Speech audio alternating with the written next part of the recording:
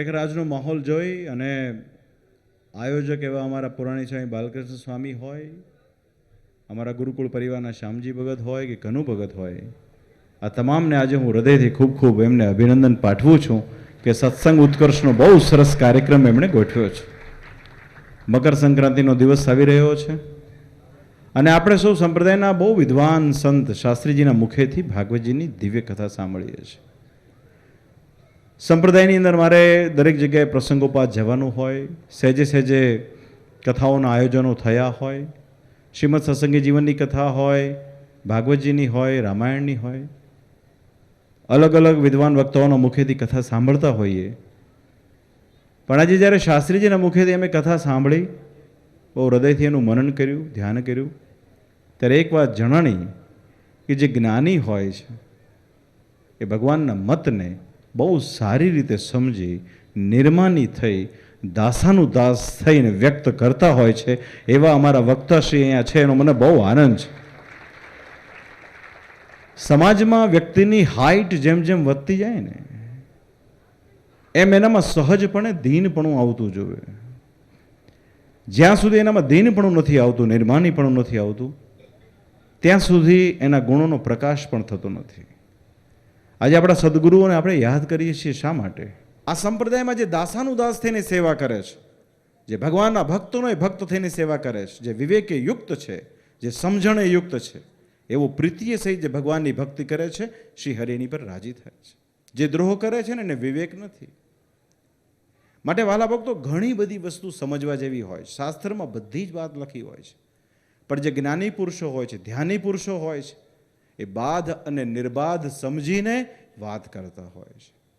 અને એવું આજે અમે ગૌરવભેર ડંકાની ચોટ પર કહી શકીએ એવી વાત કરનારા જો વક્તા વિદ્વાન કોઈ હોય તો એ અમારા શાસ્ત્રી સ્વામી શ્રી માધવપ્રિયદાસજી સ્વામી છે. આપણે સૌ ભગવાન સ્વામિનારાયણના આશ્રિત છીએ, એટલે સહેજે સહેજે આપણા ઈષ્ટદેવ શ્રી હરિ હોવાના કારણે આપણે શ્રી હરિની વાત ગમવી, વાંચવી, સાંભળવી બહુ ગમે, સ્વાભાવિક છે. દરેકને પોતાના ઈષ્ટદેવ પ્રત્યેની પ્રીતિ હોય છે, પણ એક વિવેક અને સમજણની બિટવીન ધ લાઇન હોય છે. એ વિવેકી લોકો ક્યારેય એને ઓળંગતા હોતા નથી. અને આપણે જ્યારથી કથા સાંભળીએ છીએ એ કથાની અંદર વેદોનો અર્થ આવે છે, કથાની અંદર શ્રી હરિનો મત આવે છે, કથાની અંદર વાત આવે છે. શ્રી રામની વાત આવી, મર્યાદા પુરુષોત્તમ પ્રભુ શ્રી રામની. કેટલો વિવેકથી એમણે એ પ્રસંગ આપણને બતાવ્યો છે. માટે વાલા ભક્તો, સત્સંગની અંદર વિવેક અને સમજણ આ બે ગુણો એવા હોય છે, અદ્ભુત ગુણ છે. એમણે મહારાજના મતની વાત કરી. શ્રી હરિના મતે આ સત્સંગની અંદર મહારાજને કોઈકે પૂછ્યું મોટો કરવા યોગ્ય કોણ છે, ત્યારે મહારાજે કીધું જે સમજણે યુક્ત છે ને એ મોટો કરવા યોગ્ય છે. અને સમજણ તે વળી શું? તમામ પ્રકારની સામર્થ્ય હોય, તમામ પ્રકારની રીતે આપણે સત્સંગની અંદર કામ આવતા હોઈએ, તેમ છતાંય બે હાથ જોડીને દાસને દાસ થઈને જે સત્સંગમાં સેવા કરે છે ને એ સમજણે યુક્ત છે. જ્યારે સમાજ સમજણવાળો થાય છે ને ત્યારે સંતોનું કામ બહુ સરળ થઈ જતું હોય છે.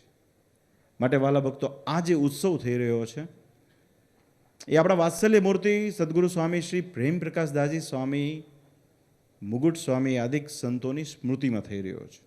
માટે આજના પ્રસંગે આ બધા મહાન સંતોને અમે હૃદયથી યાદ કરીએ છીએ.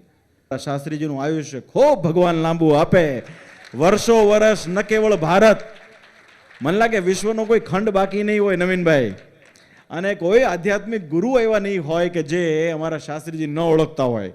હમણાં શ્રી રવિશંકરજી વડતાલ આવેલા, મેં ખાલી વાત કરી તરત જ એમણે શાસ્ત્રીજીને યાદ કર્યા.